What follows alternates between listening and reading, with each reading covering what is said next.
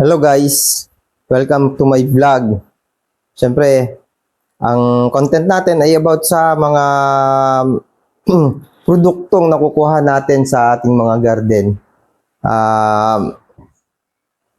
Ang kalimitan na pwedeng makita sa garden, lalo na dito sa amin, ay ang katulad ng ganito. Kakao. Isang uri ng prutas na marami ang makukuhang benepisyo. Siyempre, pagka prutas naman talagang ganon, gulay, at ang isa na dito, eto. Pag-uusapan natin yung mga benepisyo at saka yung mga nakakasama sa pagkain ng prutas, ng gulay. Yung mga pangkaraniwan o lagi sinasabi ng mga doktor natin, lagi sinasabi ng mga magulang natin at mga iba pang mga tao sa paligid natin na magandang kainin. Pero meron akong isang payo na ibibigay para sa inyo. Ayon ito sa mga karanasan at ayon din ito sa mga natutunan natin. Ang isa sa mga meron tayong prutas dito sa ating backyard, sa ating garden, ay ang ubas. Oo nga, sa panahon ngayon, wala pang bunga ulit ang ating ubas. Dati nagkaroon ng ilang bunga, pinadami natin yung ating mga ubas. Ito binadami natin yung mga ubas natin at binabalak natin maging isang negosyo na makakatulong sa pang-araw-araw na pamumuhay ng aking pamilya.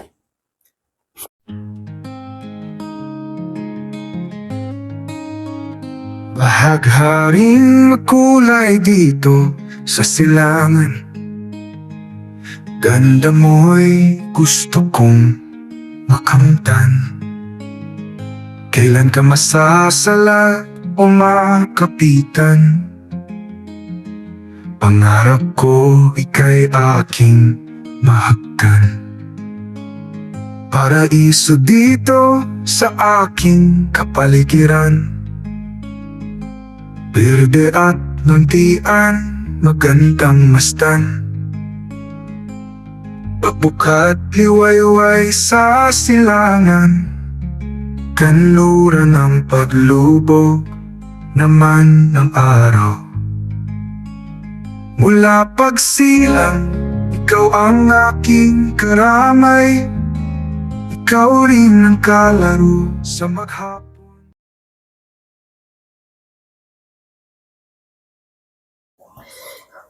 Guys, bukod dito sa prutas, kakao, update ko din yung aking ginagawang wine. Sa ngayon, magto 2 weeks na yung wine natin na ginagawa. Update ko lang sa inyo mga kaibigan. Ito siya. Yan. Ito ang wine natin. Meron pang naando sa gilid na kung saan. Inakit ko lang to sa lamesa para maipakita ko lang sa inyo yung wine. Yun, kung napansin nyo, huminga. Ibig sabihin, tuloy-tuloy pa yung pagpiperment ng ating wine. Hintayin natin matapos yung fermentation niyan bago natin gawin yung susunod na step para dyan. Ginawa na natin ito ng vlog o ginagawa natin ito ng vlog step by step. Sa ngayon, hindi ko pa na-i-upload kasi kailangang matapos yung wine bago ko i-upload. Kaya medyo matagal yung pag-i-imbak ng mga video footage na naunang nakuha ko dyan. Okay, mga kaibigan. Para sa patuloy na pagkukwentuhan tungkol sa mga prutas, kasi sinasabi nga natin na napakaganda na kumain tayo ng prutas. At minsan, ang payo sa atin, kumain tayo ng maraming prutas, kumain tayo ng maraming gulay. Para sa akin, mga kaibigan, mga ka-master natin dyan, hindi ako pabor sa pagkain ng marami. Na pag sinabing kumain kayo ng maraming prutas. By the way, mga master, mga kaibigan, ang mga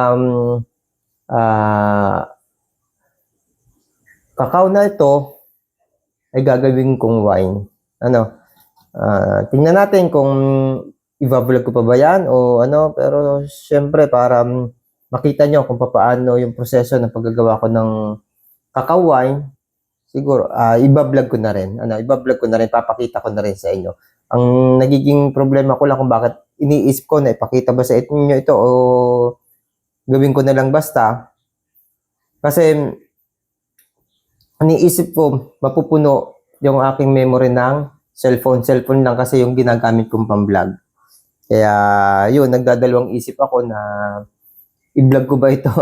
Kasi o kaya naman kung hindi ko man ma-vlog sa umpisa ang cacao wine, kapag hinango ko ito, i-vlog ko na rin sa inyo. Basta papakita ko sa inyo yung finished product kapag naayos yung cacao wine.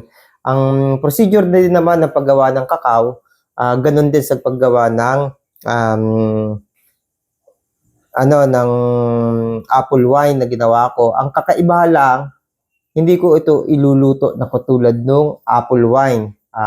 Ikukwento ko na lang sa inyo, ng mabilisan.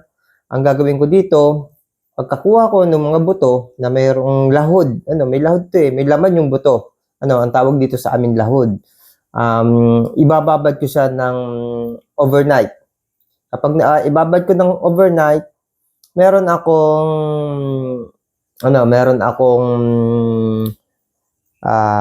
pangsala na nabili ko, bagong pansala na nabili ko. Ito ay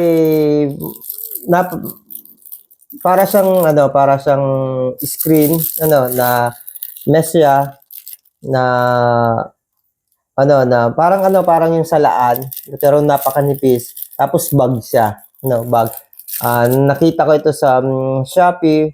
Ang ginagamitin nito ay soya. Sa soya, nakita ko. Siyang gagamitin ko sa pag-produce ng wine, pagsala.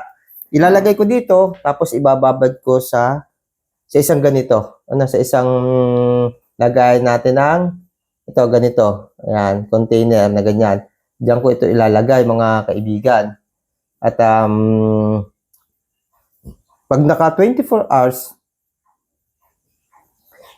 kukuhanin ko na siya. Siyempre, mamasihin natin para yung magiging katas pa niya lumabas. At yun ang gagawin natin na fermented. Ipapakita ko din sa inyo yung nabasag kasi yung aking tester ng sugar pagdating sa paggawa ng wine.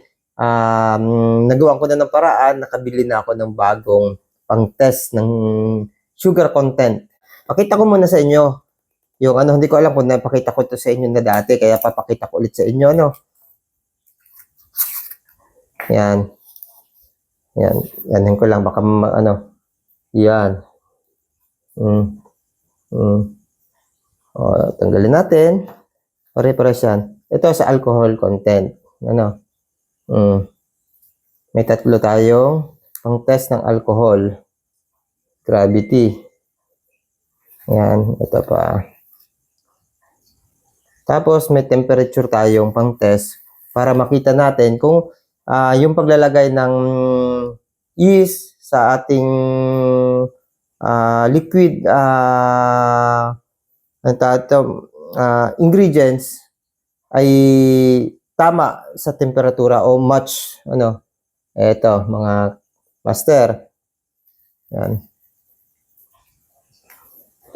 Ito ay sa katapusan magagamit natin para makita natin kung ilang percent ng alcohol ang meron doon sa na-produce nating wine.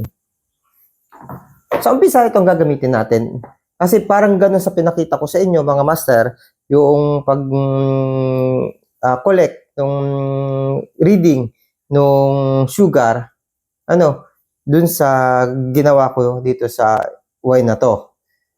Nabasag nga siya kasi hindi ko agad natanggal, hindi kabisado. Bumili ako ng medyo may presyo, medyo mahal na pang test. Ito.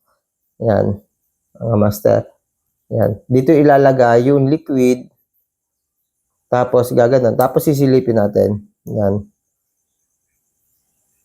Diyan makikita kung ilan ang lamang sugar sa mga prutas. Ngayon, yun yung makukompute natin kung gaano kadami pa yung asukal na gagamitin natin para sa kasi yung pag conversion kasi ng asukal ng alcohol ay magbabase sa dami ng asukal. Yun mga master. Isang lang to, isang pagpapaalala lang siguro na ganun yung ginagawa ng sa wine. Okay. Eto, balik tayo sa sa prutas. Ko lang na ang mga pinoproduce natin dito ay pwedeng gawing wine. Balik tayo sa prutas. Ito kaya meron sa bahay, mahilig din ako dito.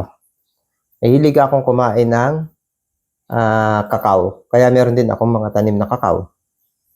At ang isa talaga nag-udyok sa akin kung bakit naibigan ko magtanim ng grapes. Lalo na ngayon, iba't ibang variety na yung tinatanim ko. Grapes. Dahil mahilig din talaga ako kumain ng grapes at ganun din yung mga kapamilya ko.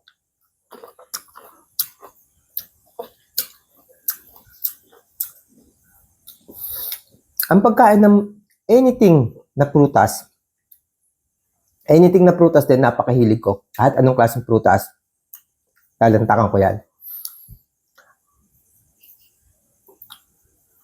Kung bakit may bad effect kang nararamdaman sa katawan mo. Halimbawa, sample lang to, ubas. Dahil matakaw ako kumain ng ubas, dahil paborito ko ang ubas, lahat ata naman paborito ko, lahat noong una. Ito, nakukwento ko ito kasi karanasan ko. At itong karanasan kong ito, napatunayan ito nung nagtitraining ako. Lahat ng prutas, minsan talaga, inuupuan ko. Ang sarap kumain, lalo na't paborito mo. Ako pinipigilan ko kahit ngayon. Gusto ito, saglit lang to sa akin. Gusto.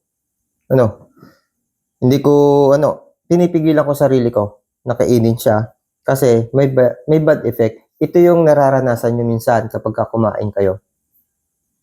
Meron kayong hindi gustong pakiramdam. Parang kumakapal yung mukha nyo, parang nag-iinit yung katawan nyo, parang biglang kukulo yung tiyan mo, parang nahihilo ka, parang kumapal yung mukha mo. Yan yung ilan sa pangkaraniwang nararanasan kapag kumain ng prutas. Kaya yung iba, nadadalang kumain ng prutas, ayaw na kumain ng prutas. Kasi mali yung pagkain. Hindi masama yung prutas para sa inyo. Kung bakit naramdaman mo, bakit ngayon, natatakot ka nang kumain ng prutas na ganun. Hindi dahil hindi bagay sa yung prutas. Hindi. Ito, marami na yung nakakwentuhan ko tungkol dito.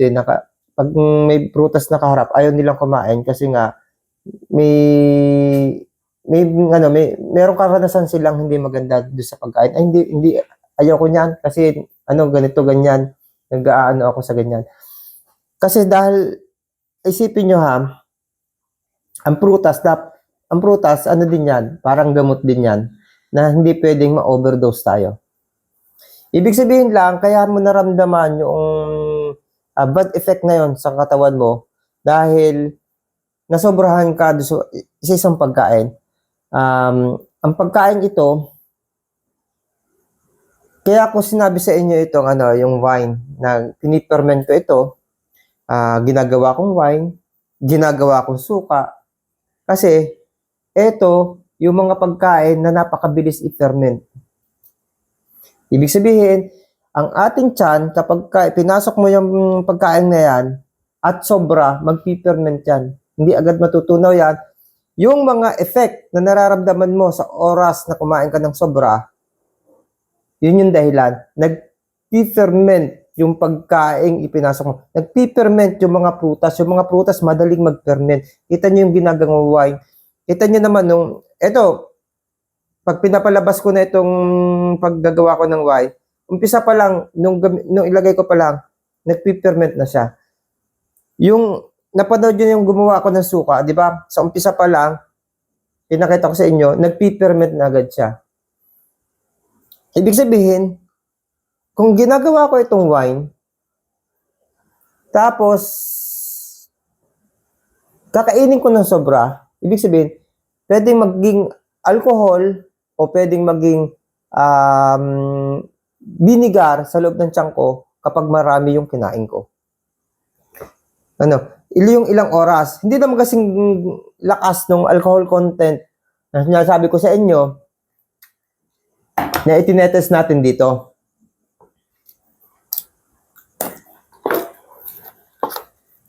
Diba? Yung itinetest natin nito, hindi naman ganun kalakas.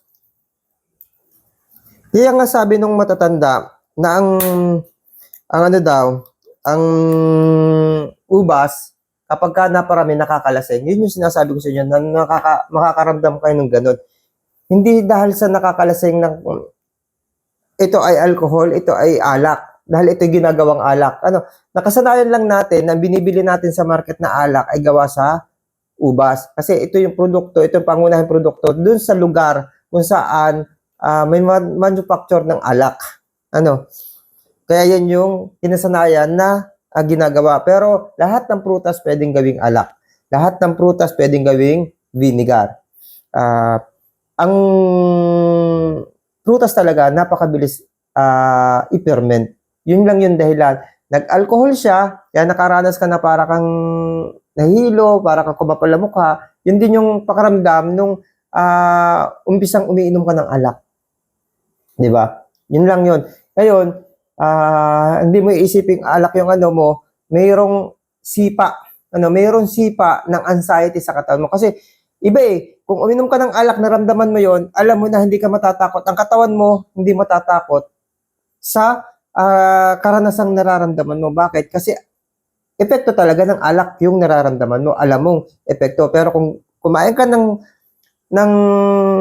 prutas, kumain ka ng mga prutas, ito sinampul ko itong mga prutas, lahat ng klase ng prutas pare-pares yan. At naramdaman mo yon, ang nasa isipan mo, ang kinatatakot mo, may sakit ka, na allergy ka, kung ano man nangyari sa'yo, na masaman ka, yun ang mararamdaman mo, yun ang nasa isipan mo. Yung anxiety, yung takot, nagpapadagdag ng problemang pangkalusugan.